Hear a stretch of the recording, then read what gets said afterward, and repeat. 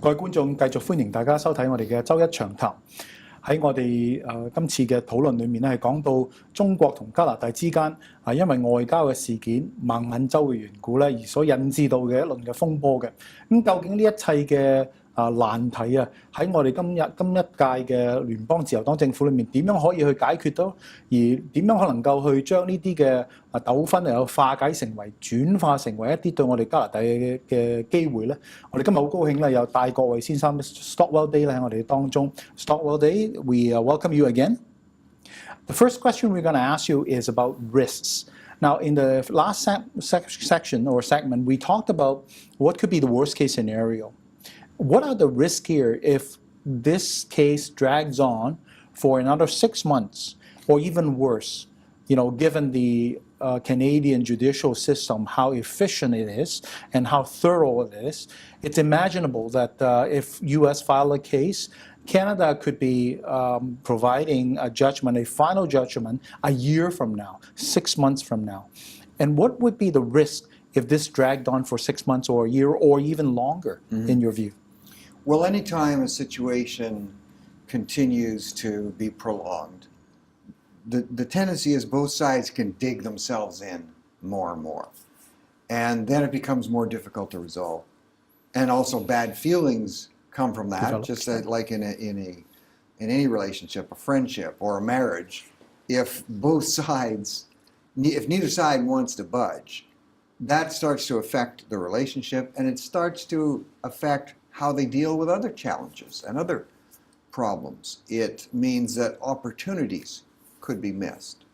I think Canada has some great opportunity in areas like One Belt, One Road, Silk Road Project, the Asian Investment Bank. I think there's some great opportunities. I think Canada has so much to offer in terms of major projects like that would be of benefit to China.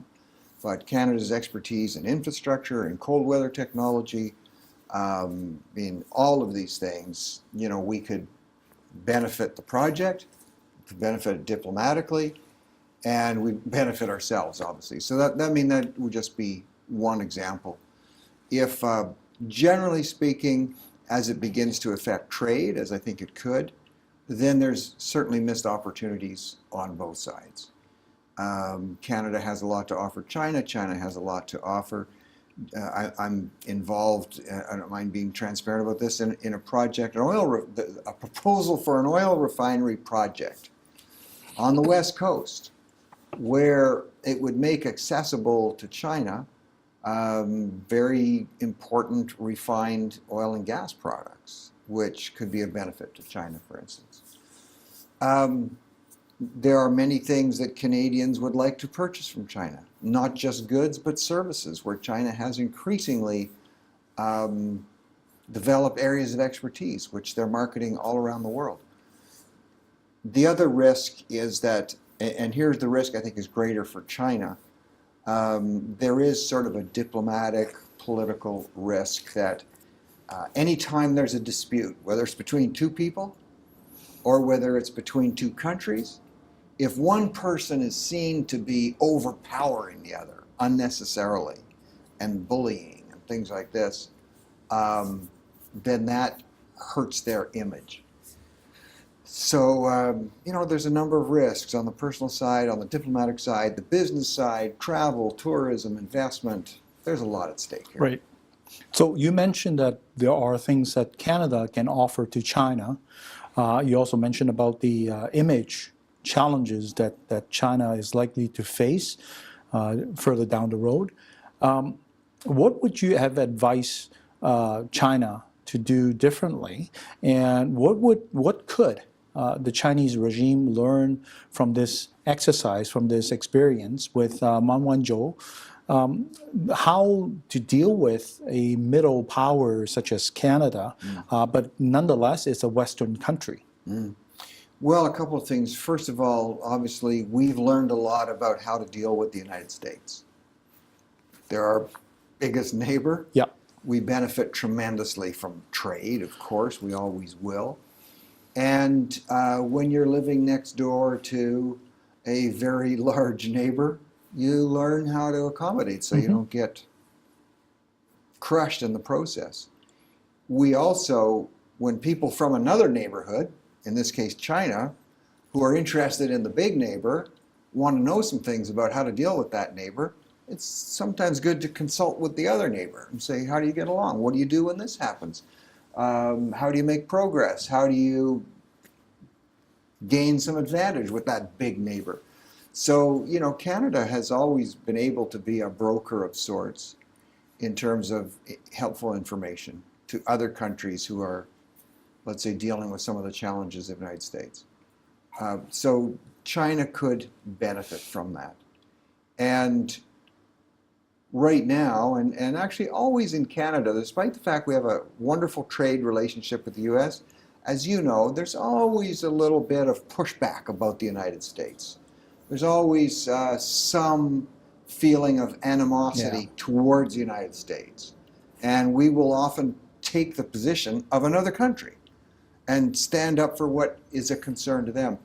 But, and that can even be China, but in this case, if Canadians perceive that China is being disrespectful of Canadians, that pushes many Canadians towards a closer relationship to the United States and saying China's being unfair here, you know, we're gonna side with the United States. So there's a possibility, China should think about this, of losing some leverage in terms of the relationship with the United States. And is it to China's advantage if their actions move Canadians as a whole much closer to the United States on the personal sense, and therefore opposed to China? I don't think that's in China's interest, and I think a more diplomatic approach would serve them better. Now, earlier we also talked about China in the 21st century. It's expanding rapidly and also trying to cast its influence worldwide. You mentioned about the One Belt, One Road initiative, but also in the technology side, technology development side, it's been also expanding very rapidly. The Western country has actually been pushing back to a certain extent, especially with ZTE or Huawei.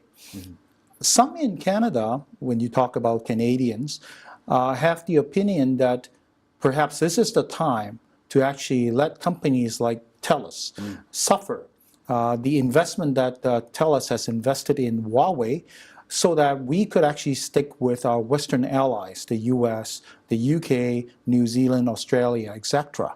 And also send a clear message to and expanding and asserting China that enough is enough. What's your view? Well, that's a great example that you've used, because Huawei is an amazing company. They've gone global. Their technology capabilities are world leading, and at the same time they're having some problems right now. As you've mentioned, a number of countries are actually banning Huawei product. As I'm on the board of directors for TELUS, one of Canada's largest telecommunications company, we've been using Huawei product for years.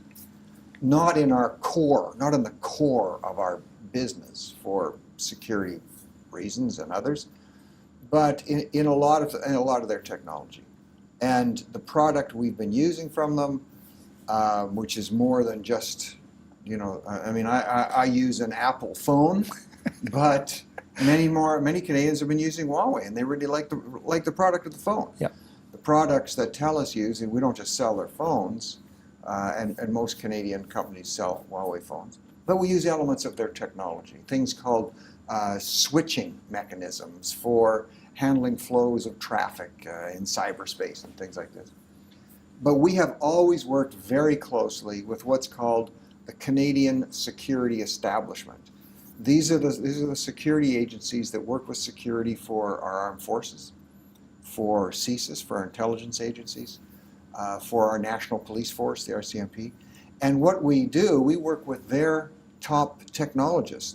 We have always brought Huawei equipment to them and said, here, look at it, analyze it, break it down any way you want. See if there's ways that Huawei equipment could impact Canada negatively. and it's always been cleared. But now we're in a situation where New Zealand has stopped using Huawei product. Australia. We're in a group called the Five Eyes, and that's a group of New Zealand, Australia, United States, Great Britain, Canada, where we share a lot of information among our security services. And when the members of that group are increasingly taking a position against China, against Huawei, right now Canada's basically the only one left.